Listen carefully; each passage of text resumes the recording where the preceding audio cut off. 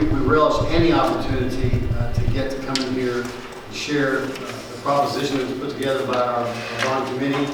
And I'm looking forward to sharing with you this morning all of the different projects we have listed on this particular proposition with the hopes of you having the availability after we leave here of going out and spreading truthful information about this particular proposition. You can read into that whatever you want, but you know, people that have adamantly opposed prior propositions in the past, sometimes the advantage they have is that they have time to get this organized opposition before the facts have even been told. And in this particular proposition, as you know, our board has to approve the projects that we put on this.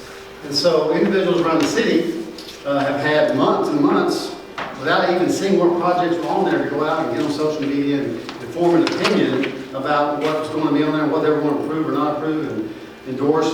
And you know, the facts are we've only had a couple of weeks now to actually get out and tell our message. And we've done, what, about 20 different presentations, Cody? And so we've got close to 100 scheduled.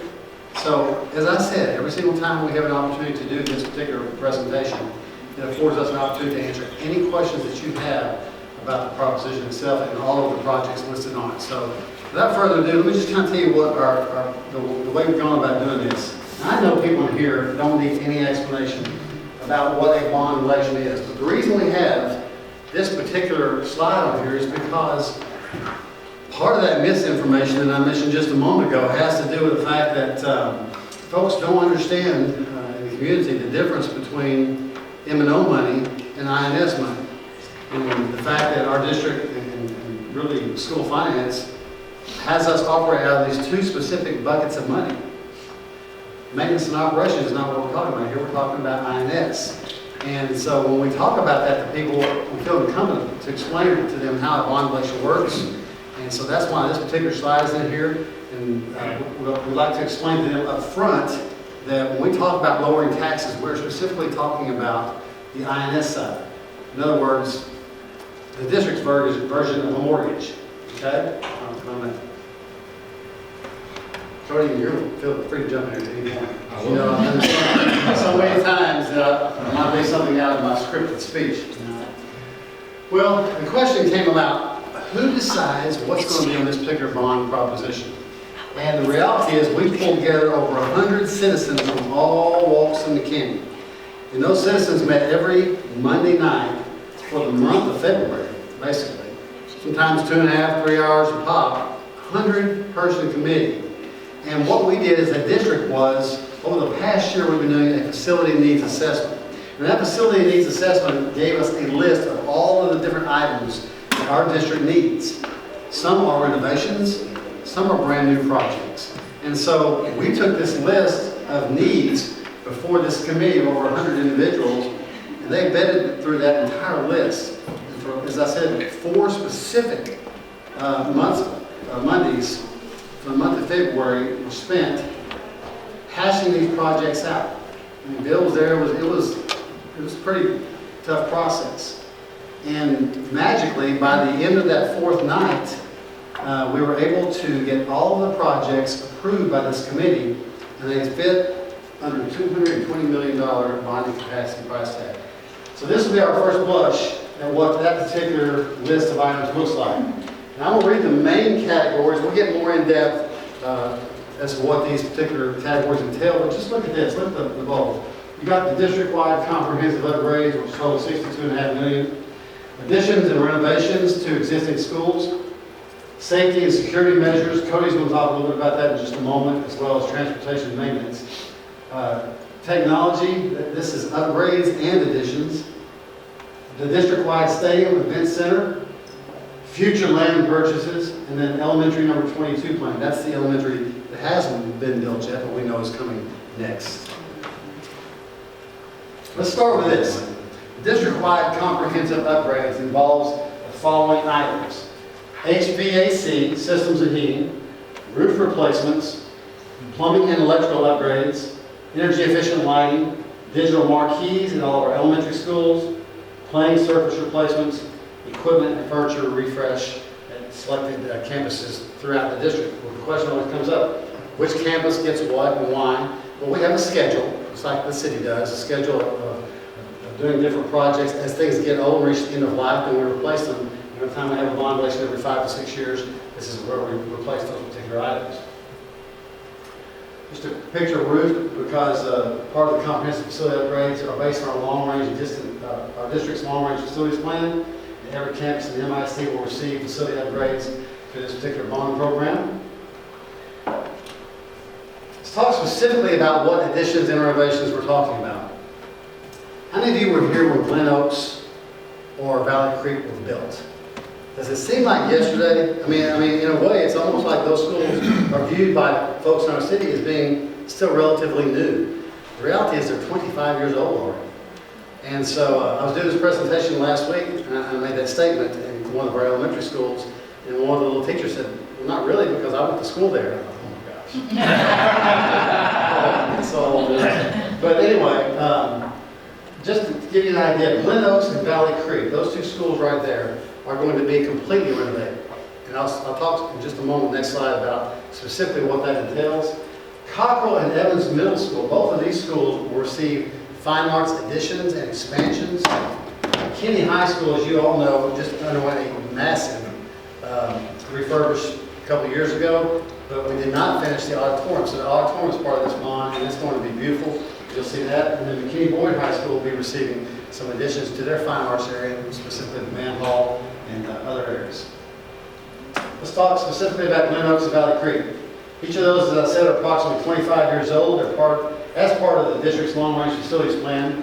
They're going to receive tile, carpet, updated paint throughout, updated wall finishes, new ceilings, updated restrooms, fixtures, and other renovations. In other words, when you walk into these two schools, they'll be like brand new inside. Okay? It'll be another 25 years before they're touched. And so that's why we're taking these to the two campuses. And the next bond election, we'll have whichever the next two elementaries are in line.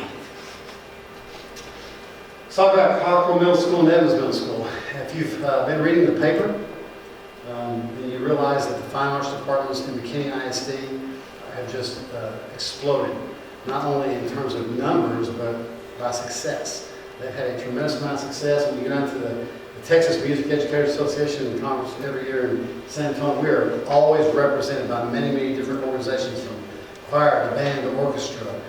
So our fine arts rooms at these two specific middle schools have really started to boom. And you'll recall that the most recent bond that we had renovations to Fabian. Remember, Fabian was completely redone, and the fine arts area at Fabian was done and expanded, and it has served that school tremendously. That's part of the reason that they're so successful. And the same thing just got finished over at Dow. And so what we're doing is basically bringing Cockrell and Evans Middle School up to that standard. This is a first blush of McKinney High School's brand new auditorium that they stand to get should this proposition pass. McKinney Boyd High School and McKinney North are both built to hold 1,000 students. Of those two schools, of the three high schools, McKinney High School is woefully behind because they have 455 seats in their auditorium, which was built in the early 80s when the old McKinney High School was built. Okay? Now, of the 455, it's anybody's guess as to how many of them still work, because some of them are flying all the way and they're not supposed to. That's another subject altogether.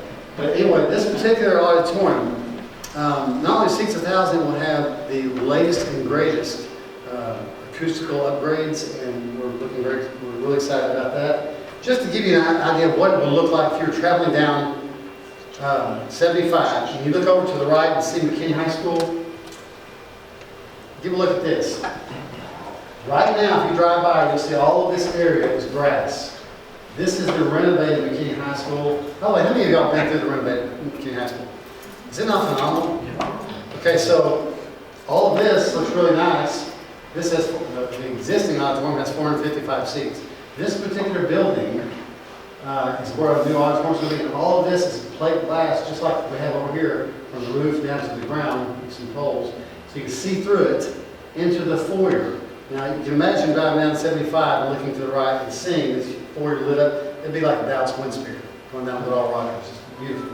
And this is the interior artist rendering of what the foyer looks like. These are the plate glass windows, and back this direction is towards the parking lot. This is the auditorium itself, so you come to the foyer. This connects to the main portion of the campus, and you walk into the auditorium right there.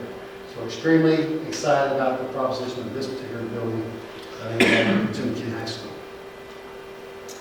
The reason I have a picture of McKinney Boyd High School up here is because, as I said, there are going to be some fine arts renovations occurring at McKinney Boyd as well. On the southeast corner of Boyd's campus is where the fine arts area is located. So this one includes some additional art rooms, which are greatly needed, as well as some expansions to their band hall, some practice areas, etc. This will bring McKinney Boyd's High School, which everybody thinks of that as being a relatively new school too, right? It's 10 years old now. So I was 10 years younger when I opened that place 10 years ago. Why by age 20, I don't know, but you sure guess.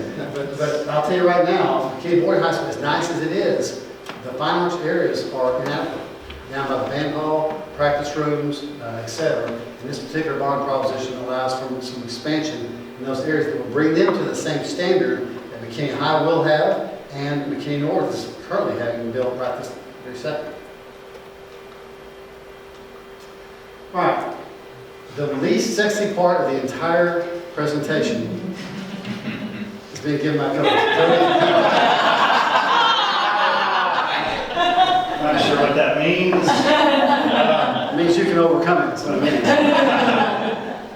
The transportation and maintenance, I took over a couple of new departments this past year. You guys, I know most of you here. I've been in McKinney ISD for 11 years. Less than a year longer than Dr. McDaniel. And I recruited him, and now he's my boss. So that worked out pretty well. Transportation and maintenance. Transportation is an area that I manage, and safety and security, and I'll talk about that in a minute as well. This is a photograph of our transportation center. It's over by McKinney North High School off of James Pitts Road. So if you're driving west on Willamette, and you look just north, you can see the transportation center. As it stands today, we have over 50% of McKinney ISD students utilizing bus transportation every day. We have more bus routes than most of our neighboring districts. That's because we haven't built that. We haven't built out. So if you look at a district like Plano, for example, they don't provide transportation in a 2-mile radius around a school. So if you were to draw a circle around all their elementary, middle, and high schools, obviously when you're built out, you actually lower those number of bus routes because you have fewer students who are eligible to ride the bus. We've got, our district spans up to Salina, east over to Princeton, and then an area of our district jets down, as you well know, down by Fairview. And so we have about 165 buses right now. We're adding routes every year. We have no place to put them. So in this bond program, we would be expanding the parking for buses, expanding parking for bus drivers. If you drive down there in the morning or the afternoon, you'll see sometimes 50 or 100 cars up James Pitts Road. That's because they don't have anywhere to park. The other thing, and I think probably the most interesting thing about the expansion on transportation, is a fueling center. We're one of the very few districts of our size with a fleet of our size that does not refuel our own vehicles. Right now we have a company that come in and they refuel all of the buses twice a week. They call that wet hosing. They come at night, they fill all of the buses up, and they charge us a premium, as you can imagine, about 27 cents per gallon to do that. It's not uncommon for small districts to do that. For a large district of our size, typically you would much prefer to purchase diesel on the futures market and lock it in for, say, 2 years. So you've got that, from a budgeting standpoint, you've got that consistent, whatever it is, $1.40 or $1.50 rate for diesel. And then be able to refuel our buses on a schedule on our own. That's what Plano does, Allen does it, Frisco does it. That's what we're proposing here. We save the district around $50,000 to $60,000 a year, and over probably 5 to 10 years pay for itself. This particular facility is pretty nice. This is over off of McKinney, Highway 5. And this is our maintenance facility. We purchased it in the 60s, and it was a bowling alley at the time, which is kind of cool because if you walk into certain parts of it, they have some bowling alley carpet in there. Which, if we keep it long enough, it will come back into style and events. When we purchased this facility, McKinney ISD had 5 schools. We're still operating out of the same facility, except we have 30 schools now. And the best analogy I can give people is just imagine all of the maintenance equipment, all of the whatever it is, paint, pest management, all of the equipment that the grounds crews are using to maintain the over 600 acres in the district. These basically maintenance provides support for all our facilities and all of our grounds. And I'll let Dr. McDaniel take this one. Actually, we're excited about this one. So this is a great one to talk about. Yes, very exciting. By the way, anybody know this guy right here? We'll be seeing him play on Sunday someday. It's Justin Matabuke from Kenny North. He was recruited all over our nation. Ended up going to Texas A&M for some reason. I don't know why. But he's also on my superintendent student advisory group. There is not a fine young man in our district. They're just quality young man. He's got his priorities straight, good guy. Look forward to seeing him. He's up there for no other reason than to give me a good talking point as we lead into this discussion on the district-wide stadium/event center. And I will say this, you notice I didn't say the stadium, because it's not just a stadium. So one of the things that we want to dispel right off the top is that this price tag that everyone's throwing around about this particular facility is based upon just a place to play football. That's not the case at all. This particular place is going to serve us in many, many different capacities. Somebody push the button for me up there? Like that, real well. I can't get through. Oh, you can't find the source? Oh. I think the computer's running down. Cody talked to him. Okay, so let's talk about this. Our multi-purpose stadium we're proposing would seat 12,000 fans and include approximately 2,400 dedicated parking spots to that particular facility. To put it in perspective with what we have now, our district's existing stadium, Ron Post, seats 6,988 fans currently and has 341 dedicated parking spots. Question has come about, what will happen to Ron Post should this proposition pass? And that's a good question, and we have an answer for it. We will continue to use Ron Post extensively.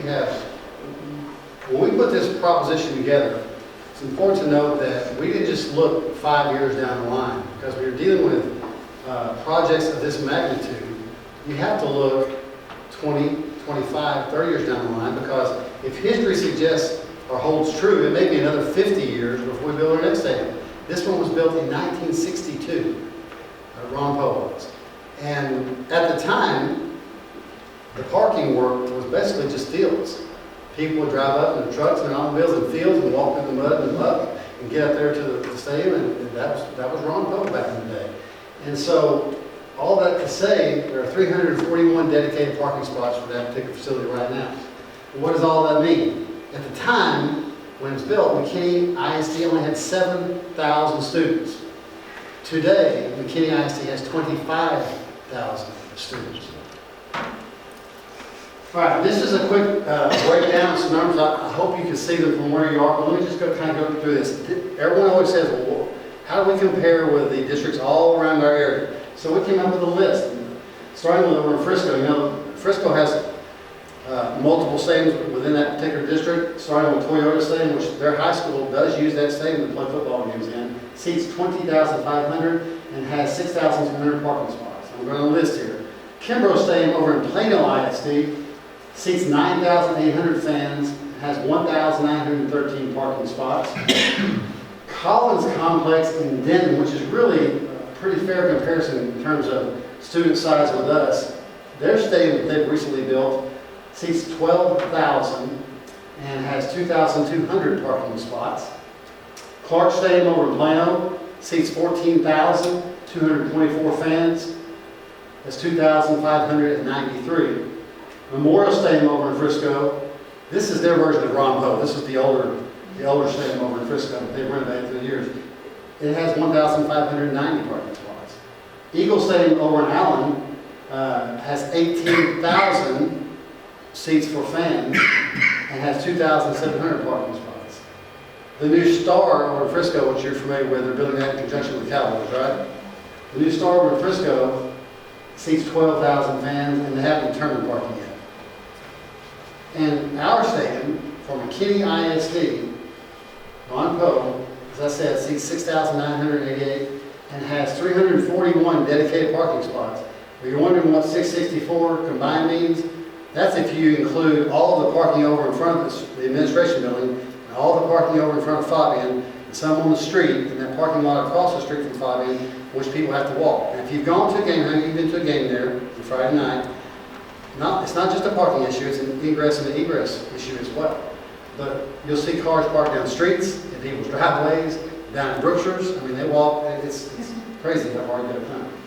This is the first view of our new stadium that you would see if you were walking up to the home side from Hardin. Okay? This particular stadium will point north and south. So this would be the home side. You walk into this little foyer area. This is metal mesh. It's backlit. And you walk in here. The actual field steps down from this level because the actual ground starts going down as you move to the east. It goes down, and on the home side, stairs and stairs on the other side create almost a bowl field in this particular stadium. This is the overhead view that many of you probably see if you've seen Channel 5, Channel 8, Channel 11. And you'll notice that we have equal seating on both sides. We have 6,000 seats over here, 6,000 seats over here. And the reason we've done that is because, as you know, we have 3 large high schools in McKinney ISD. We know that when we're built out, we're going to have somewhere between 5 and 6 large high schools. And we will play each other throughout the season because we'll be in the same district, obviously. And so what we tried to create was an atmosphere in which, regardless of whether you're the home or the visitor, it's a crosstown rivalry game, you've got equal seating on both sides. So that was planned intentionally. This is the area that I've been referring to that gives the stadium its unique characteristic, and that is the fact that it has included with it an event center. Now this is also the offices for our athletic areas, for athletic offices. And if you've driven by Ron Poe, you know currently where our athletic offices are, those trailers right there next to Ron Poe. So this is the area for our athletic offices. This is a kitchen to serve this huge room. It's upstairs here. It's called the Community Event Center. It's a big banquet room, basically. It seats 550 at round tables. You can have a huge banquet. For those of you who've been to a banquet at El Dorado, when we pack it for our Teacher of the Year banquet, which is coming up, our Distinguished Student banquet, it's usually somewhere upper 200s to 300 people packed in El Dorado. So if this place holds 550, that kind of gives you a gauge as to what the size is. Also, if we were to put chairs side by side, we're talking about somewhere in the vicinity of 800 people being able to sit and watch a distinguished lecture series. But the thing that excites me the most about this is it is truly a city event center. It is not just for the ISD. You know, over here, not too far down the road, is the Sheraton. We have lots of conferences and things that come into our city. We've got businesses that need meeting spaces. We absolutely need places for professional development with our district. We have meeting spaces for our administrators to sit and meet and plan. So this room can serve many, many different purposes. We got the idea because when we were putting this plan together, we visited stadiums all across the state. And we tried to take characteristics from some of the best stadiums around. Went down to New Caney, and they happen to have a community event center like this at the end of their stadium. And when we were talking to the administrators there, and they were talking about how much it gets used, we said, well, what percentage of the time would you say that particular center gets used? They said, almost every day. We lease it to different organizations to use. The ISD uses it. It gets used almost year-round. So we'll give you a view of what that looks like. If you were standing south of the stadium, this is the home side over here, this is the visitor side over here. If you're standing on the south end zone, looking back towards the event center, this is what you would walk into. At the ground level, this is where all of the locker rooms are. The athletes actually come out the back side of this building and run onto the field. That's at the first floor level. We walk up some stairs right here to get to the second level, and this area you can see, all of this is the huge event center / banquet room, whatever you want to call it. But this is where it is. It's got glass on this side and glass on the back side looking out over the actual stadium itself. Ray, we mind going back to the over that one? Just two quick things. One thing you'll notice is that the home side, which is on the left side, that faces out towards Hardin. The area up on the top of the stadium, where you see a little MISD in the grass up there and all that faces McKinney Ranch Road. And then the visitor side would face towards 75, and then the community event center would face due south towards 121, just to give you a configuration of how it sits on that site. One thing that's, for those of you who've been around to games, you already know this, but our home fans right now face west. So when you're sitting at a game, you're staring into the sun. Everybody who's been to a game knows that. We would prefer to put our Plano fans and Allen fans facing the sun. So whenever this one's designed, obviously that's something that has been taken into consideration. Well, somebody has to sit on that side, right? That's right. The other thing I would say too is there is obviously plans to expand Hardin Road as a 6-lane divided, and then we would expand McKinney Ranch Road to better utilize those ingress and egress thoroughfares. The other thing is, and you can't really see it in this picture, but it looks in this image like all the parking is on the east side of the stadium. There's actually parking on both sides, so your home fans would park on this side. Home parking's over here, and actually some down here for the community event center. It goes all the way, wraps all around here, and it's equal from there to there. The parking up north would be where you primarily would put your fine arts buses, athletic buses, so you have some separation there. And then there's some other things that are, I mean, there's a lot of things unique about the design, like on both sides, visitor and home, dedicated parent drop-off areas. So if a parent just wants to pick up a kid or drop off a kid, they're not having to park and walk in, they can drop through a loop, call their kids over here. Can't see it. And some things like that. Things like designing restrooms on the north end and water fountains for your bands when they have band competitions, because they're standing there sometimes in 100-degree heat for 2 hours, and having all of that right there so that they're constantly able to fill up their water bottles or use the restroom or whatever. That's just a couple of examples, but I thought it was worth mentioning because when you think in terms of the stadium, sometimes you just think in terms of seats and parking, but there's a lot of things from access to how it actually functions for band, how it functions for soccer, for football, or lacrosse, or whatever the group is that's out there. So I thought that was worth mentioning. The other thing I think that's worthwhile is to mention is we're currently between the district and our parent groups, we spend about $150,000 a year leasing space. Those of you who have meetings on a regular basis know there's a shortage in McKinney of meeting space. So typically we rent either the Sheridan, El Dorado, or we rent Collin College or the higher ed building for our professional development. So this would serve, as an additional place, not only for us, but for the community to have that type of meeting space. Right. Are there questions about this picture before I move on? Yes. Will there be a track? Not in this particular stadium, will not, which is, again, going back to why we said keeping it on Poe and we continue to keep it upgraded. We just replaced the track at Ron Poe not too long ago, so it's still a first-class track facility. To give you an idea about how this is oriented, I always like to use my arms, okay? 121 runs this direction, right here. And there's a parcel of land south of this particular stadium between here and 121 that we don't own. It's zoned for retail, all right? So 121's here, Hardin is over here running north and south, and McKinney Ranch is up here. So this stadium, if you look at this particular rendering, it looks as if the stadium is really close to McKinney Ranch, but there's a significant amount of space between the north end of the stadium and McKinney Ranch, which is up here. I know that there's been some talk about individuals and how the sound's going to bleed on. We're doing directional sound from this end pointing out towards 121 to try to be good neighbors.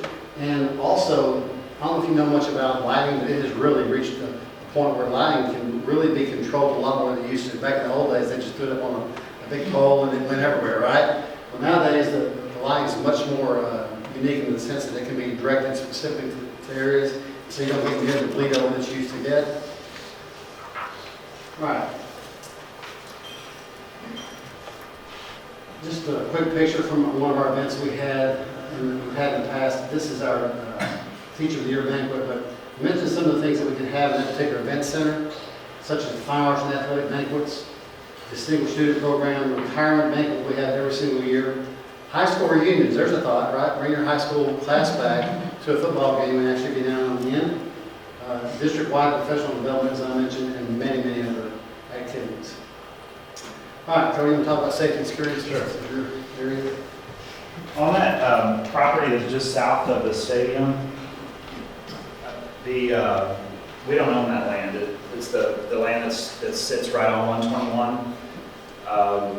Whenever these stories started to air about the stadium, we were immediately contacted by developers that want to develop that. But the reason they haven't is because nobody's brought the utilities, the sewage. Obviously, we would be bearing that burden when we build the stadium. We fully anticipate that all that area is going to develop pretty quickly. That's really kind of what's been holding some of that back, I believe. Safety and security is obviously a big deal to us. I'm not sure, looks like we're missing a slide. But I'll talk about this one. Primarily, the funds for safety and security are going towards security cameras. Right now, we have no security cameras at our elementary or middle schools in the district, and we have probably about 3/4 of what we need in our high schools. And I know this because the high school students will tell you where there are cameras and where there aren't cameras. They actually gave a presentation to the board this year. I'm not sure why. It wasn't my idea. Telling them that. And so that's something we're going to address in this bond. Obviously, cameras are great when you need to go back and review some sort of incident, but more importantly, they serve as a preventative measure. The other thing that I think is even more valuable, as you guys know, we have a great partnership with the McKinney PD. Our school resource officers are McKinney PD officers. This technology would allow our McKinney PD, when they come up to a school, whether it's a lockdown, a natural disaster, you've got an incident going on inside the school, it would enable them to pull up the cameras in their squad cars when they come up to the school. So when they go into the school during an incident, they know exactly where that is occurring. You look at a school the size of Boyd, I don't know how many square feet that school is, but a 3,000 student high school, obviously, as you can imagine, in those types of situations, time is of the essence. And so being able for them to see inside and know what's going on. Obviously, we don't want to think the worst, but we have to prepare for the worst. And that's kind of our approach to safety and security. Fire panels and fire alarms would be a component of this bond, updating those throughout the district. I'll talk about technology real quickly. This is a breakdown of the $35 million in technology in this bond. That's about in line with what we've had in the past for technology in 2011 and in 2005. About 46% of the technology would go towards classroom instructional technology. That's things like computers, laptops, iPads, projectors, anything that a teacher or student would use. 26% for the One to the World program. That's our MacBook laptop initiative at our high schools. Every student who comes into McKinney ISD, when you're a freshman, you're issued a MacBook. You use that tool during the 4-year duration of your high school career, and then you return that at the end of 4 years. It has been a huge success this year. The One to the World program, what I like to say is it's basically, we're giving them a tool that they're going to use when they go to college or when they go into their career anyway. They use it obviously for research, but also for communicating with their teachers. The other thing about that is that there are a lot of our parents who can't afford to buy a laptop, and so we feel like it's leveling the playing field when everybody's using the same device and they're all using the same tool. We have about 23% in there for technology infrastructure. As you can imagine, and I think this one's kind of funny when you go to elementary schools and you see all these kindergartners and first graders rolling in with their smartphones. And that's not a joke, because my kids are in 2nd and 4th grade and they're telling me about all their friends that have these. My kids do not. But that's a big deal. Obviously, you know, it puts a strain on your network when you've got all of your students and teachers using as many devices as they use today. That's what that component is, and 5% for systems, things like servers, and that sort of thing. Hey, many people have asked, because every single time a violation comes about, well, how does this impact my taxes? Let me go back to how I started the conversation when we talked about these two specific buckets of money that schools operate with. Again, we're not talking about the maintenance and operations, we're talking about the INS side, our long-term debt for our district. This particular bond election, well, let me start with this. Our bonding capacity for our district would have allowed us to go to the voters with a $250 million package. And I assure you, we have needs that could easily equate to that. We chose to land on $220 million for a specific reason. If you recall, a couple of years ago, we went to our voters and we asked them to raise taxes on the M&O side, the TRE election. Remember, we brought the taxes up, and there was much discussion as to why is that even needed. Well, the state controls what money. This is what we do our annual budget from. This is the teacher pay, the maintenance and operations part of our district. Much discussion was made about the need for us raising taxes through the TRE process, and I guarantee you we needed that because we don't know what the state's going to do. Every time the legislature meets, we're at their will as to how much money they're going to provide our districts. So, while that was needed, this particular tax decrease is not occurring on the TRE, on the M&O side. It is occurring on the INS side, and we're lowering it by 2 cents for this reason. We went to the voters 2 years ago to ask them to raise taxes for the TRE, and they did. They responded, and we appreciate that very much. So we believe, as a show of good faith on the INS side, that we should offer a tax decrease of 2 cents. Now you're going, well, what does that mean? How much does that even affect me tax-wise? Well, just to give you a basis for what that really means. If you have a $200,000 home, your taxes will be decreased by $40 annually. $250,000 home, your taxes will be decreased by $50. If you own a $300,000 home, by $60. You can do the math according to whatever home you happen to have. You may be saying to yourself, well, that's not significant. Well, it is a start. What if I told you that next year and the year after we hope to drop another 2 cents and another 2 cents? In other words, start the trend back the other direction. When I was going to superintendent school, one of the things they said, once you use your tax rate, don't ever offer a decrease. No, you get them up there and you keep it there. Well, I don't believe that. I believe that in good faith, we should be able to decrease the taxes on the INS side for our community if at all possible. And this particular bonding capacity that I talked about is a result of our district being fiscally responsible with people like Jason Bird, our current CFO. I think some of y'all met him last time we were here. People like Steve Fortenberry, Dr. Ed Digby, they've kept us in great financial shape over the years. As a result, our bonding capacity is extremely strong. One thing on that a lot of people aren't aware of, McKinney ISD utilizes 25-year bonds. Most districts use 30, 35. In fact, there's a couple of districts around here, I'm not going to name their names, that use 40-year bonds. Obviously, you can imagine the difference in interest when you use a 40-year bond versus a 25-year bond. There's a district just south of us that utilizes 30-year bonds. They have about the same amount of debt that we do, and they use a 30-year bond. We use 25-year bonds. Over that 30 years, they'll pay over $100 million more just in interest because they're using 30-year bonds. That's something that is a big deal to us, and I certainly give the credit to our board for continuing to try to pay off our debt as quickly as possible. Let's talk about this. Elderly people,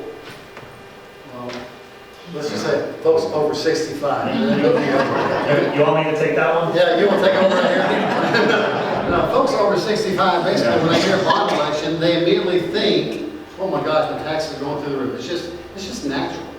But the reality is, when you turn 65, if you apply for a homestead exemption, basically your taxes are frozen there. When you turn 65, that's where your taxes are frozen.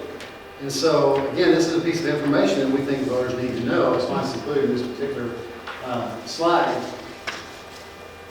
Not many people over 65 know that, they just panic when they hear bond election. And I'm going to tell you something else. Just to reemphasize this point, not only will these folks' taxes not be increased, we're lowering taxes, as I've said, by 2 cents. What happens if our bond is rejected by the voters? That's a question we seem to get quite often. Well, I will say this, the needs don't go away. All right, so are there some new items, some new facilities being built on this particular bond? Of course there are. It's our only means for capital improvement. You can't build some of these projects from M&O. All right, so this is our only means for capital improvement. If it doesn't occur, we're going to come back as quickly as we possibly can with another proposition, because the needs don't disappear. Our hope is that the proposition, the voters will make an informed decision based on the facts that we've given you today. Just one last final blush at all of the different projects to give you an ending point that looks very much like where we started. All of the major projects listed right here. We'll talk real quickly about this right here. We'll talk about land purchase in elementary room 22. This is for future land purchases, and as you know, when land becomes available in McKinney, and you have a good price become available, if you don't have the funds already available to buy it, you're too late, right? Well, this particular bond allows for some money to be set aside for future land purchases, so that when good projects or good parcels of land become available, that we might potentially use for any facility, we have money available. Elementary number 22 plan, this is for, we have to plan ahead for the next elementary, which we know is going to be built approximately 6 to 7 years from now, if our demographer is correct, and we believe they are. And so what we're trying to do is get ahead on the planning for our next elementary, so that we're not starting the whole process at the beginning of the next bond election, about 5 to 6 years from now.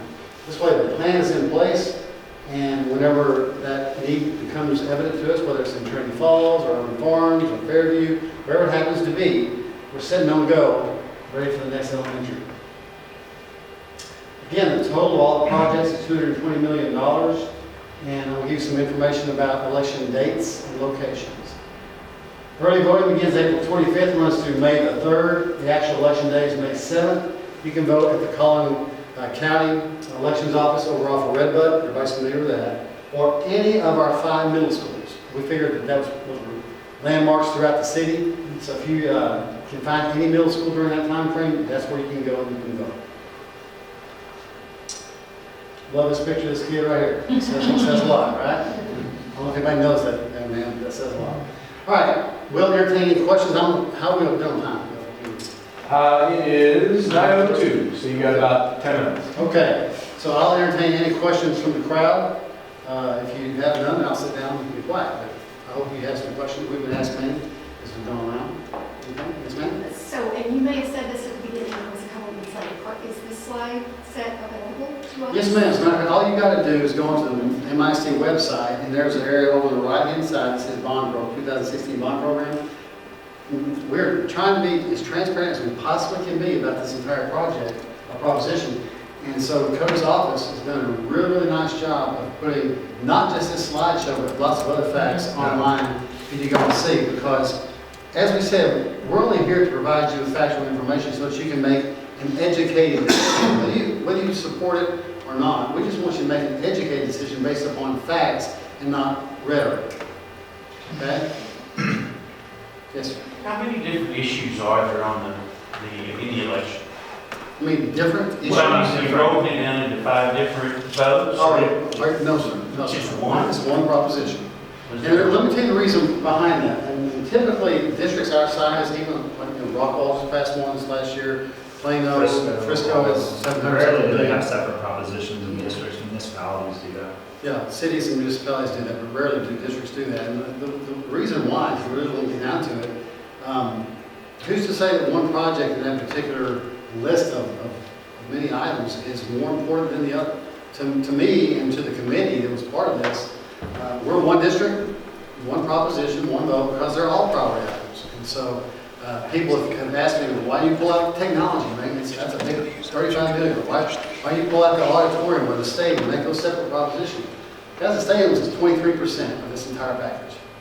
23%, okay? So we believe in need, we believe in the needs, and we believe in the facilities needs assessment that was done over the last year. And I go back to some of the time frames that I gave you about some of the existing facilities that we had that we're trying to replace. Look at the time frames. He showed you a picture of the building, the maintenance.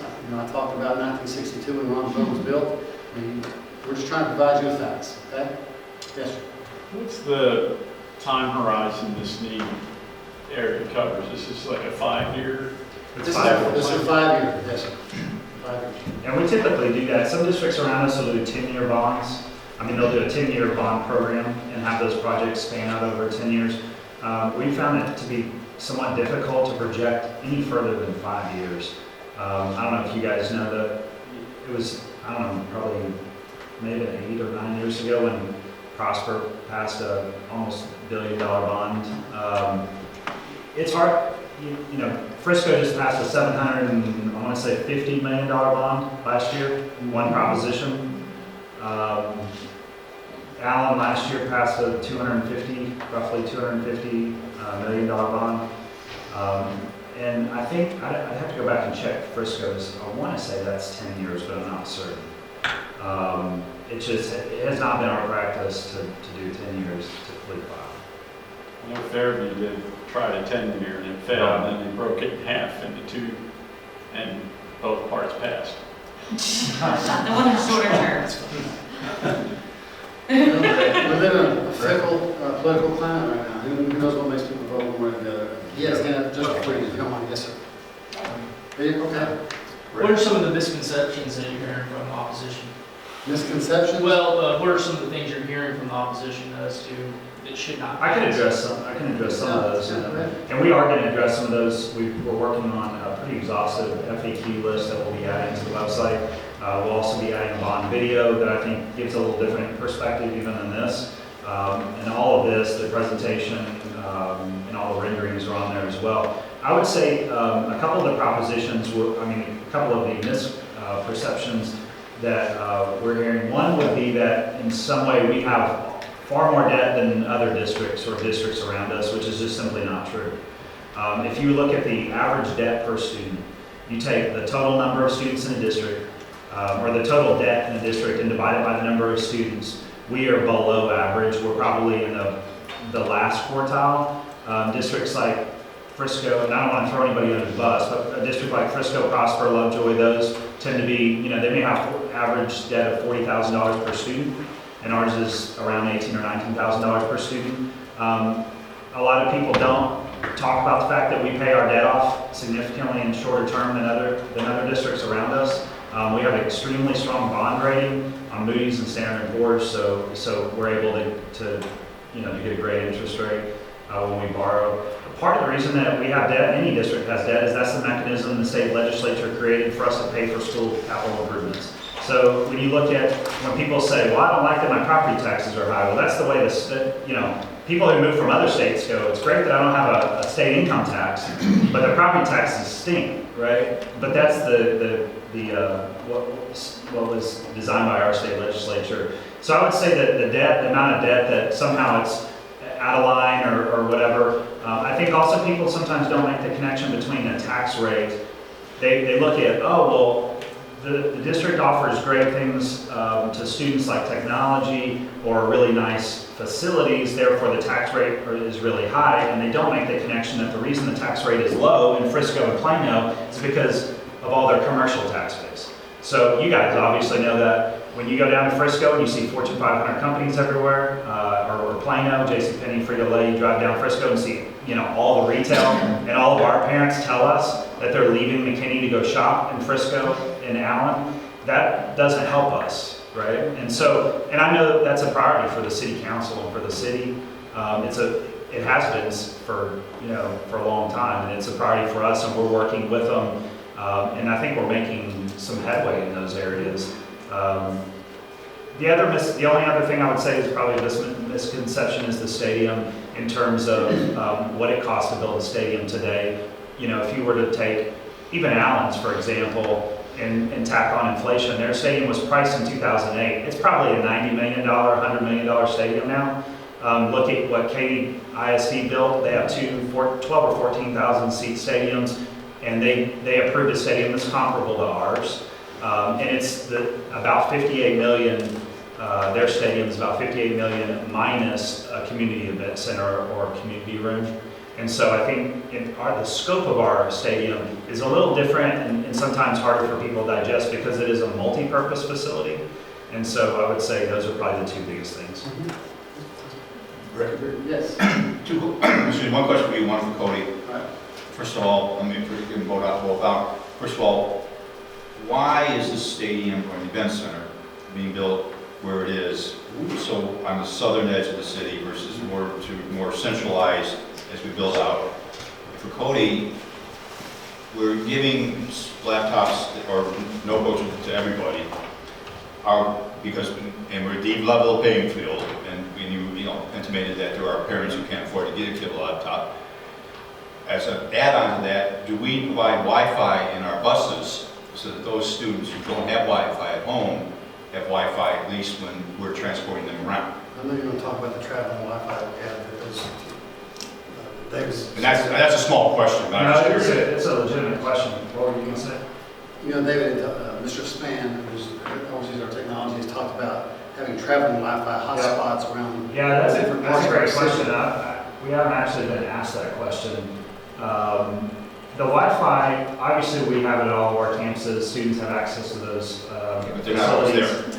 there. It is something we've we've actually had some conversations in the past, even with the city, about how we can partner to provide a more expansive Wi-Fi. In terms of the buses, that's something we contract our buses with during transportation, and it's not something that we've discussed. I do think that that's a really good idea, and that's something that we would have to work with them to make happen. It's not in this particular bond to address I understand that. that. I understand. I will say this though, in doing surveys with our economically disadvantaged families, you would be shocked at how high the percentage is of economically disadvantaged families that have access to Wi-Fi.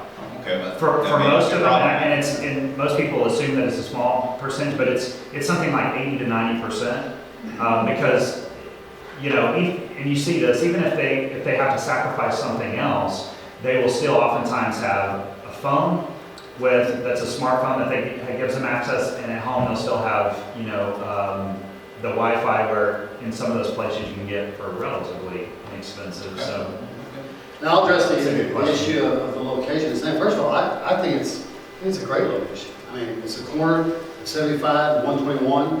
I mentioned earlier in this presentation about the issues that we have currently with Ron Poe and the egress and ingress into that particular facility. If you've been there on Friday night, getting in and out of that facility is extremely tough, based upon the reasons I explained earlier in the presentation as to why Ron Poe is where it is and what it looked like back in the day, right? But as far as that particular location, the main reason is we already own the land. That's a significant piece of property. And it's high dollar property right there in that particular location. So we own that land. Something from McKinney ISD is going to go on that property. If it's not state, it'll be something else. We chose that particular location because it's the gateway to the city, right there at 75 and 121. And we think that individuals coming down 121 or 75 will go and see that. They speak volumes about our city, and we also know that the nice facilities that we already have, the schools, along with the stadium, would help our image in terms of bringing commercial interest to that particular location. We mentioned the land just south of the stadium. If we're bringing all of the utilities, water, sewage, electrical, to that particular area, we foresee that particular area along 121 booming. All right? Now, could we have placed it somewhere far north? Here's what that would entail. Us purchasing another big piece of land somewhere up there, which would be extremely expensive, bringing roads and water and utilities to an area that's undeveloped.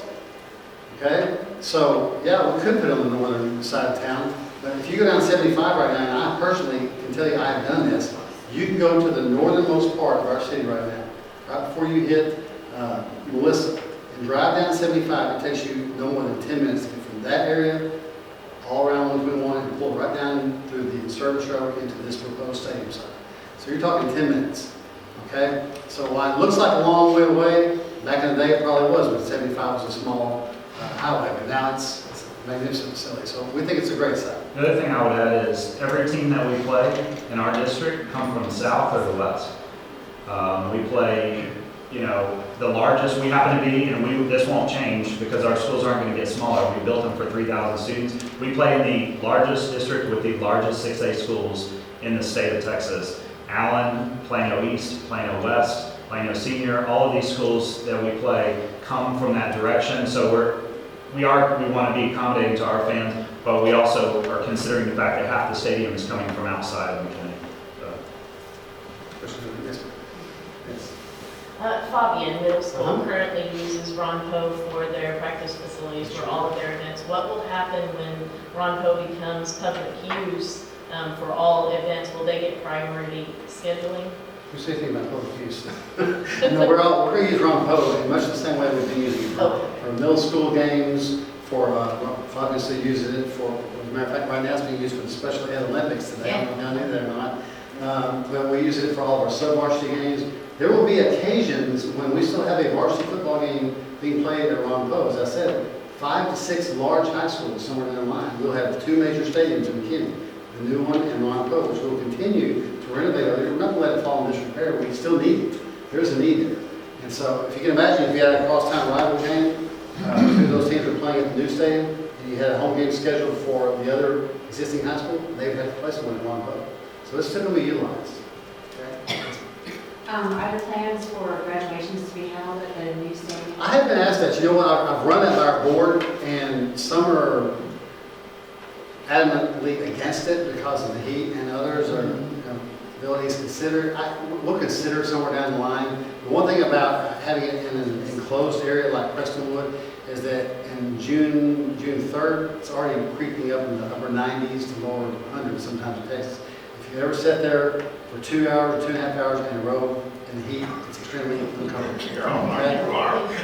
For 3 graduations. I'm not talking, it's not about me. Well, it is a possibility. It is a possibility. Allen ISD is, now they do it because they don't have a choice. Because nobody can hold their senior class anymore. They used to rent out the arena at University of North Texas. They can't fit, even close to fit in Prestonwood. They now put a hard surface on their turf, and that's where they do their graduations. They have offered to allow us to utilize that without purchasing that, but basically renting it from them if we wanted to put that on ours. But the other issue to consider too is they only have, if you have issues with weather, they only have to worry about one graduation, and rescheduling one, we would have to do 3, and it makes it a little bit of a challenge. So, you know, the other thing that nobody talks about too is graduations in churches typically are much more formal, and there's a little more decorum. When you have in the stadium, it's usually, it lends itself to a lot more high school shenanigans, air horns and mice running on the field. Seriously, these are things that happen in school. Just because you did that. Pleasanton, Texas, I don't know. And I don't mean to harp on it, but why not a track? Why not a Why track? not a track in the new Well, stadium? because actually, Ron Poe right now, the existing facility is. Part of it is the maintenance. You have to resurface them every 5 or 6 years. And if you don't, it's a safety hazard for the kids running on them, and it's expensive to maintain and resurface those tracks. So, you know, typically when districts have 2 or 3 stadiums, they'll have a track at maybe 1 or 2. They won't have it at all of them. The other thing is, and this is not, I don't think that as big a factor as the financial component, but it's the same reason that colleges don't put tracks typically around the new stadiums. It's not as good of an experience for the fan when you have to push them further away from the field. You typically want the fans as close to the field, and that's not just for football, but it's also for soccer. It's also for band competitions, for drum corps international, any of those types of functions there. The closer the fan you can bring the fans to the field, the better the experience is in a stadium. Folks, I have to go make the introductory speech at the Special Ed Olympics, and so I'm going to have to bring this to a close. If you have further questions, I would ask you to do this. Number 1, check our website, because as I said, he has a ton of information about this proposition out there for you. Or you can email me personally. My email is right on the website, or Cody's office is there as well. We appreciate very, very much an opportunity to get out and share with you all the information we shared with you this morning. We just ask that you help us get facts out, okay? The factual information, because as you know, lots of information is being discussed about many different facets of this proposition, and a lot of the information out there is just, quite frankly, not factual. So get the facts, make an educated decision. That's all we ask you to do. Get out and vote, okay? Thank you very much.